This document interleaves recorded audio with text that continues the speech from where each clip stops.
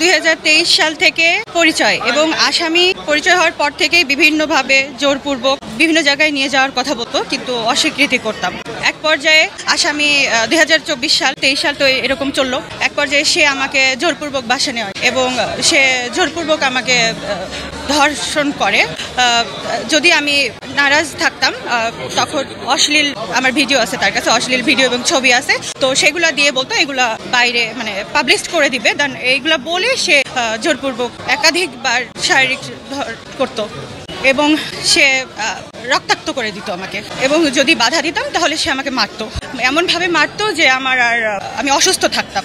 এবং সে নির্যাতন করতো এবং জোরপূর্বক সে আমাকে বরাবরই জোরপূর্বক সে আমাকে ফোর্স করে ধর্ষণ করতো। সে ব্ল্যাকমেল করে, যেহেতু তার কাছে ছবি ছিল এবং ভিডিও ছিল আমার অশ্লীল, এইগুলা ব্ল্যাকমেল করে সে আমাকে এভাবে ধর্ষণ করতো। জি, করতো, একাধিকবার করছে। পরে লাস্ট ঘটনা 21শে ফেব্রুয়ারি যেদিন এই বিষয়টা হয়, ঘটনাটা হয়, সে জোরপূর্বক আমার বাসায় আসে এবং আমাকে ধর্ষণ করে। করার পরে যখন আমি অসুস্থ হয়ে পড়ি তখন আমি সবাইকে জানাতে বাধ্য হই। আর যখন সবাইকে জানাই তখন সে আমাকে বলেছিল যেন এই ঘটনা যেন ভুলেও যেন একটা কাকপক্ষীও টের না পাই, কিন্তু আমি যদি না বলতাম তাহলে আমাকে মরে যেতে হতো। কারণ যেভাবে সে রক্তাক্ত করে দিত আমাকে, যেভাবে সে আমাকে ক্ষতবিক্ষত করে দিত, সে হাত বেঁধে সে ধর্ষণ করতো নির্মমভাবে। সে আমাকে, আমি ভাবলাম যে এই ঘটনা এইরকম চলতে থাকলে আমি আর বেঁচে থাকবো না। তখন আমার ফ্যামিলিকে জানাই, এক পর্যায়ে তার অফিস জেনে যায়, তারপর থেকে সে এরকম শুরু করছে। বরাবরই জোর করতো, সে জোর করে অশ্লীল আমার বাসায় আসতো। যদি তুমি আমার প্রস্তাবে রাজি না হও তাহলে তুই তাকারি করতো, মাঝে মাঝে মারতো, তাহলে আমি এটা মিডিয়া ছেড়ে দিব, পাবলিশ করবো। তো যার জন্য আমাকে তার প্রস্তাবে রাজি হতে হবে। সে বলছে এফআইটি করবে এবং তার পক্ষে মেডিকেল, যে আমার কিন্তু মেডিকেল হয়েছে, তো তার পক্ষে রিপোর্টটা নেয়ার জন্য কিন্তু সে চেষ্টা করতেছে। আপনাদের মাধ্যমে আমি এটা জানাতে চাই সবাইকে, সে একটা নরপিশাচ, আমি বলবো সে নরপিশাচ। এবং সে যেভাবে সে আমার সাথে আচরণ করতো শারীরিকভাবে, সে সবকিছু আমার আয়ুর কাছে আলামত, প্রত্যেকটা আলামত জব্দ করা আছে, মেডিকেলও হয়েছে আমার। সে সবসময় বলতো চাকরি হইলে, মাত্র চাকরি হচ্ছে, আর কয়টা দিন সময়, এরকম করে সে বরাবর সময় নিত এবং বিয়ের প্রলোভন দেখাইতো।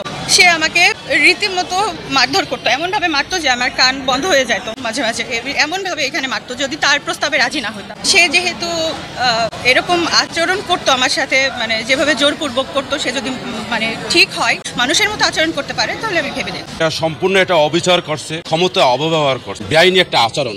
সে একজন অ্যাসিস্ট্যান্ট জজ, তার জন্য একরকম আর সাধারণ নাগরিকের জন্য একরকম, এটা তো হতে পারে না। যেখানে আমাদের সংবিধানের 27 অনুচ্ছেদ উল্লেখ আছে সবার জন্য আইন সমান, কিন্তু এখন উনি সারেন্ডারে 9-1 মামলা, নারী শিশু 9-1, যেখানে সর্বোচ্চ শাস্তি মৃত্যুদণ্ড যাবজ্জীবন, সেখানে একটা 22 নম্বর কোর্ট নাজমিন আক্তার কিভাবে তাকে সারেন্ডারে জামিন দিল, যেখানে তার আলামত জব্দ, যেখানে তার মেডিকেল হয়েছে এবং বিচারটা প্রক্রিয়াধীন আছে, আর কোর্ট তাকে জামিন দিয়ে জামিন অযোগ্য ধারা। এটা তো ভাবতে অবাক লাগে যে, এবং সে কোর্টে বসে সে আইনজীবীগণ ওপেন উপদাসে বলে আমার সম্মুখে যে এটা এই মামলা রেফার্টি আসবে, তাদের দূর কতটুকু, তারা কি করতেছে এটা সে আপনারাই তো শুনলেন, তাকে কিভাবে অমানসিক নির্মম ভাবে তাকে ধর্ষণ করলো, নির্মম করলো এবং তার খারাপ ভিডিওগুলো তারা সে রেখে ব্ল্যাকমেল করে, সে যেগুলো দেখাইছে যে এগুলো যদি তুমি আমার সাথে না করো, আমার সাথে যদি আমার সহবাস না করো, আমার সাথে যদি এটা না করো, আমি প্রকাশ করবো, মানুষের কাছে দেখাবো। এর চেয়ে আর কি থাকতে পারে 9-1 উপাদান? আমরা ন্যায় বিচার পাইনি, আমরা উচ্চ আদালতে যাব, এই মামলার আমরা রিভিশন করব জামিনের এগেনস্টে। যেহেতু আমরা জামিন বাতিলের পিটিশন দিয়েছি, আজকে জামিন নামঞ্জুর করেছে, এটাও নামঞ্জুর করেছে ইলিগাল ভাবে, এই অর্ডারের এগেনস্টে আমরা উচ্চ আদালতে রিভিশনে যাব। কাজী এজাহারে যে অভিযোগটি এনেছেন এটি সম্পূর্ণ মিথ্যা এবং বানোয়াট এবং উদ্দেশ্যহীনভাবে আমার অত্র ব্যক্তিকে এই মামলায় আসামি করা হয়েছে, যিনি একজন বিচারক পর্যায়ে আছেন। আপনারা জানেন ফ্যাসিবাদের পরে বর্তমানে বিচার বিভাগ এখন স্বাধীনভাবে কাজ করতে চাচ্ছে। কিছু কুচক্র মহলকারী এই বিচার বিভাগকে হেয় প্রতিপন্ন করার জন্য বাংলাদেশ জুডিশিয়াল সার্ভিসের একজন মেম্বারকে আজকে এই মামলায় উদ্দেশ্যমূলকভাবে আসামি করেছেন। এবং দ্বিতীয় কথা, বিজ্ঞ আদালত আমাদের আসামি পক্ষে সম্পূর্ণ শুনানি শুনেছেন এবং বিজ্ঞ আদালত সন্তুষ্ট হয়ে অত আসামিকে পিআর পর্যন্ত, পুলিশ রিপোর্ট পর্যন্ত জামিন মঞ্জুর করেছেন এবং 9-1 মামলা অবশ্য জামিনযোগ্য। কোন মামলা বিজ্ঞ আদালতের কনসিডারেশন নিয়ে বিজ্ঞ আদালত একটি মামলা জামিন করতে পারেন এবং এই মামলাটি আমরা পুলিশ রিপোর্ট পর্যন্ত জামিন পেয়েছি। আশা করি আমরা ফাইনাল রিপোর্ট পাবো এবং এই মামলা আসামি বেকরুজ খালাস হবে। প্রকৃত অর্থে ওনার পুরো ঘটনাটাই অসত্য